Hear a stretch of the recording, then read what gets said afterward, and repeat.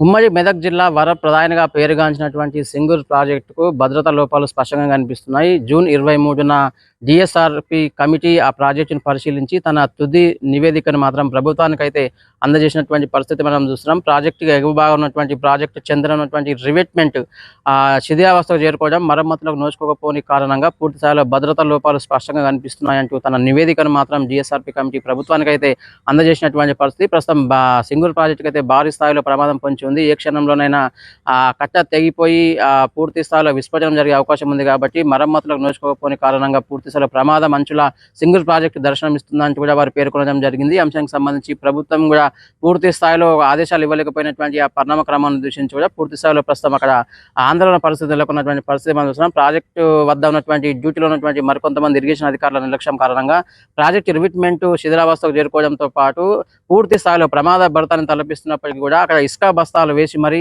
ఆ రివెట్మెంట్ను కాపాడే ప్రయత్నం చేస్తున్నారంటూ కూడా పలువురు ఆరోపిస్తున్నటువంటి పరిస్థితి. అక్కడ ఆ ప్రాజెక్టుకు చెందినటువంటి రివెట్మెంట్ బాగు చేస్తే కనుక, మరమ్మతులు చేస్తే కనుక ఇలాంటి పరిస్థితి రాకుండా ఉండేదంటూ కూడా మరికొంతమంది అభిప్రాయపడే ప్రయత్నం చేస్తున్నటువంటి పరిస్థితి మనం చూస్తున్నాం.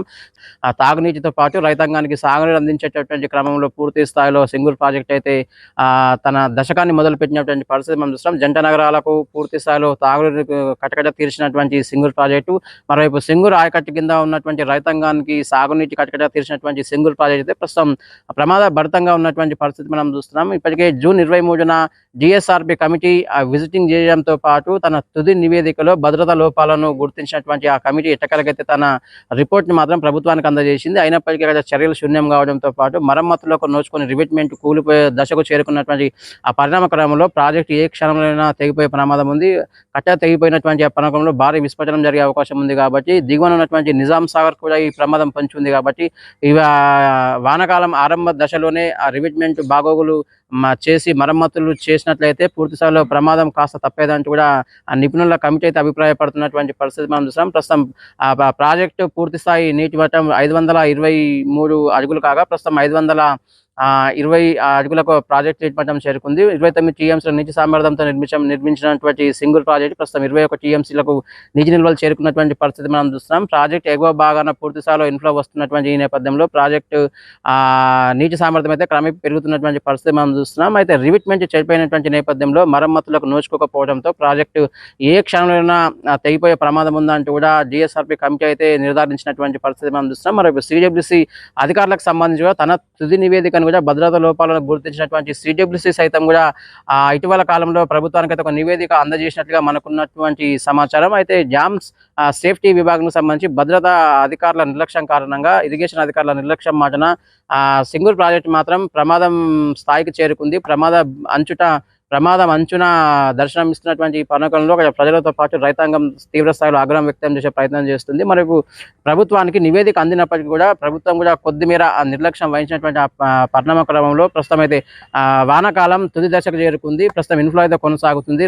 రేపు మాపు ప్రాజెక్టు పూర్తి స్థాయి నీటి మట్టానికి చేరుకునే అవకాశం ఉన్నటువంటి నేపథ్యంలో అంటే తాహతుకు మించి ప్రాజెక్టులో నీటి నిల్వలు స్టోరేజ్ చేసినటువంటి ఆ పరిణామ క్రమంలో రివిట్మెంట్ పూర్తిగా చెడిపోయి కూలిపోయే దశకు చేరుకుందంటూ కూడా డిఎస్ఆర్‌పి కమిటీ అయితే ఒక నివేదికను మాత్రం ప్రభుత్వానికి అయితే అందజేసినటువంటి పరిస్థితి మనం చూస్తున్నాం. ప్రస్తుతం అయితే 21 టీఎంసీలతో నిండుకుండం తలపిస్తున్నటువంటి సింగూర్ ప్రాజెక్ట్ అయితే భారీ ప్రమాదం పొంచినటువంటి నేపథ్యంలో అధికారులు కూడా కాస్త అప్రమత్తమైనట్లుగా తెలిసింది.